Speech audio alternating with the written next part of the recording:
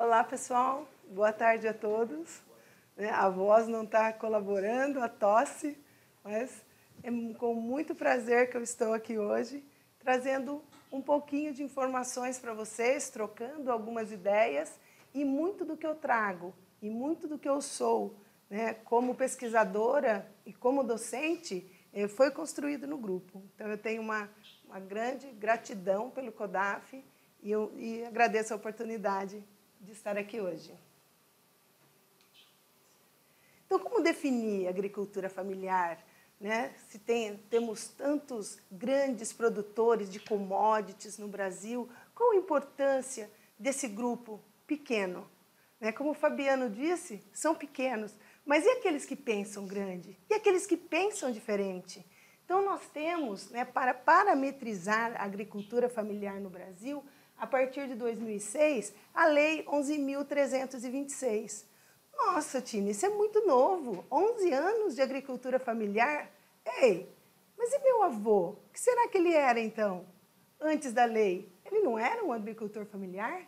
E dos mais novos? Os bisavós ou tataravós? E esses pequenos produtores que vêm há tantos anos construindo essa história? Então, a partir de 2006, teve esse parâmetro do que é agricultura familiar no Brasil pela lei, mas toda essa história já vem sendo construída há muitos anos. E olha o decreto da agricultura familiar, 6 meses, 2017. Então, tudo é muito novo. E nós, como técnicos, como pesquisadores, a nossa geração está fazendo parte de tudo isso. O legal é que nós estamos podendo contribuir para esse desenvolvimento da agricultura familiar. Esse selo eu acho muito interessante, eu não sei se vocês conhecem, é o Head Tractor. Então, no Reino Unido, eu tive a oportunidade de ir no mercado e ver, eles têm gôndolas. Todas as gôndolas são padronizadas com esse selo. Então, o selo que identifica os produtos da agricultura familiar. E são os primeiros a serem consumidos. Tem a valorização desses produtos por todos os consumidores. Interessante se a gente tivesse isso aqui, Se tivesse essa valorização. Se tivesse a valorização, porque o selo a gente tem. E a gente tem esse selo desde 2009. Mas o que acontece, então? A maioria dos produtores reclamam, a maioria das certificações são muito caras. A gente vê uma certificação de produto orgânico hoje, se for por terceira parte, o investimento altíssimo. Então, nós temos aqui uma identificação que é gratuita para o produtor rural. Todo o trâmite é feito pela internet, é feito de maneira digital. A última parte, só que é o envio dos documentos assinados, que é pelo correio. Então, tem toda uma facilidade de informação para o pequeno produtor. Mas será que ele tem esse acesso? Será que ele tem essa competência digital para absorção desses dados, para o preenchimento de todos esses formulários? Então, existem soluções disponíveis, mas às vezes não estão ao alcance das pessoas. E eu penso muito, não só nos dados, nas informações, eu penso nas pessoas. Como a gente pode conseguir traduzir essas informações, simplificar essas informações e levar soluções, principalmente a esses pequenos produtores. Então, essas dimensões informacionais, às vezes a gente sabe quem é o responsável por determinada política pública, por exemplo, que favorece a agricultura familiar.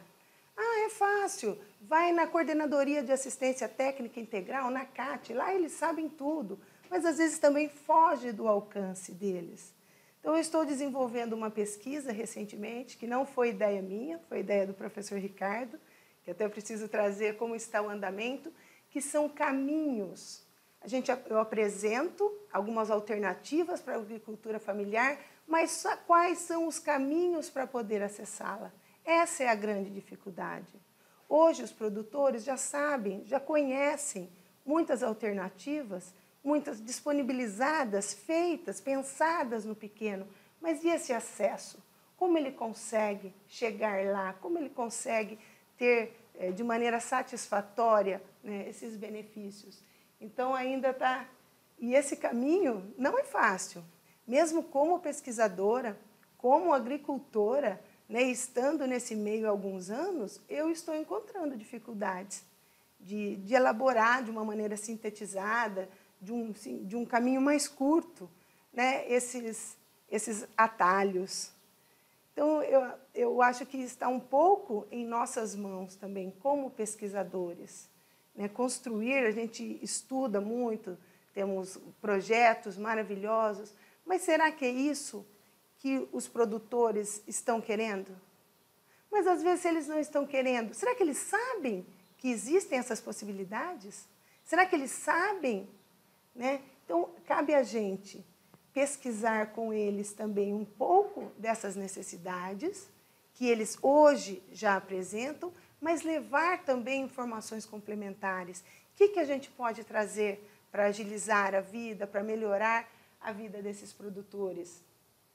E a interdisciplinaridade é muito importante. Eu venho das ciências agrárias, a minha formação é em medicina veterinária. E eu sempre ouvi falar que assistência técnica e extensão rural era para ciências agrárias. Eram para agrônomos, para zootecnistas e para veterinários. E hoje eu tenho uma visão completamente diferente. Nós precisamos agregar, nós precisamos trazer todos os profissionais para levar essa informação, para disponibilizar essa informação para o produtor, e não só disponibilizar, o viabilizar, o fazer acontecer, o medir resultados. Aí vai o nosso lado de pesquisador. A gente consegue levar essa informação, né, devolver tudo que a gente aprendeu, devolver para a comunidade os nossos ensinamentos, e ainda por cima, com esses resultados, a gente elabora as nossas pesquisas, que ficam disponíveis não só para os produtores, mas para a academia também, e estimula com isso novos pesquisadores. Hoje eu tenho a oportunidade de ser orientadora de alguns alunos na Unify, e vejo que alguns eu já consegui, né, injetar esse amor pela pesquisa, essa coisa boa que a pesquisa nos traz. Tem gente que escala montanha, pula de paraquedas, que é coisa mais emocionante que a pesquisa, submete um artigo para uma boa revista e fica esperando. Ai, meu Deus, vai ser aprovado.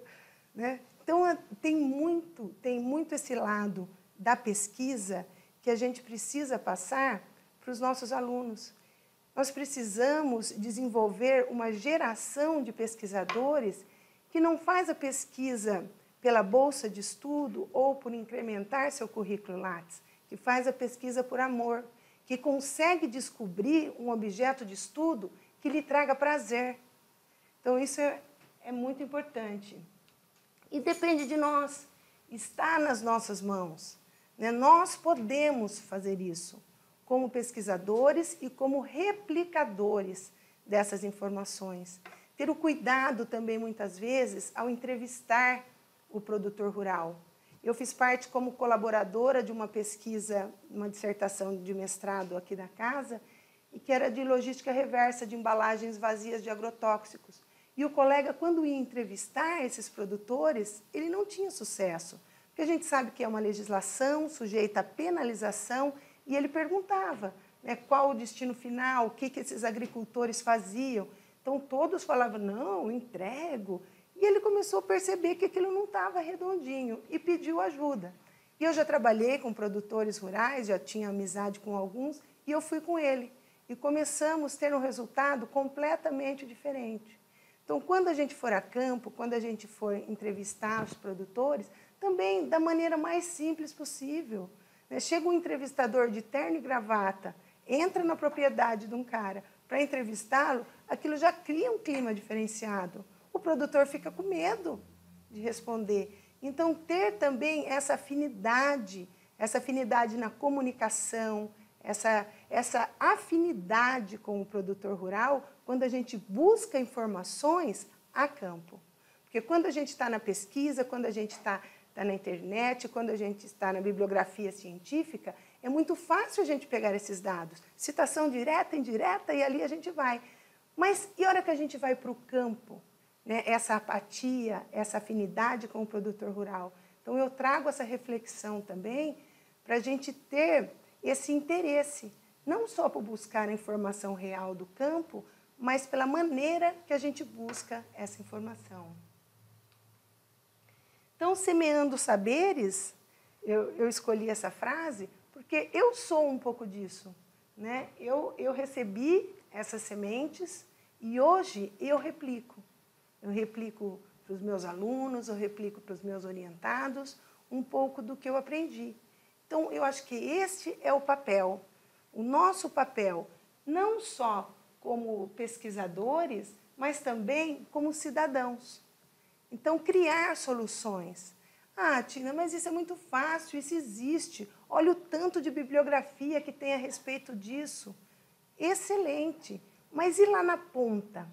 Como que está sendo a receptividade desses produtores? Isso está sendo implementado na prática? Qual é o resultado dessa implementação? Então, a bibliografia é muito mais fácil de ser editada e de ser pesquisada do que o resultado final. Então, ter essa interação e aí sim criar soluções práticas, soluções viáveis.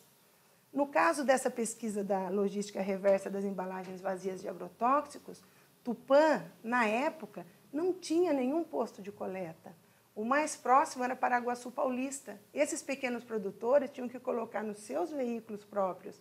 Alguns não tinham nem veículo utilitário, então ia num carro fechado com essas embalagens até Paraguaçu Paulista e ia, voltava, tudo o custo do produtor rural. Então, qual a solução? Bastos, aqui do lado, tem um caminhão. A cada 15 dias, o caminhão que coleta as embalagens para em frente à prefeitura e os produtores levam. Então, quanto custa essa solução? É uma solução muito fácil. Então, isso que é o papel do pesquisador. Tem o problema? Tem. Mas e daí? Eu consigo propor alguma solução?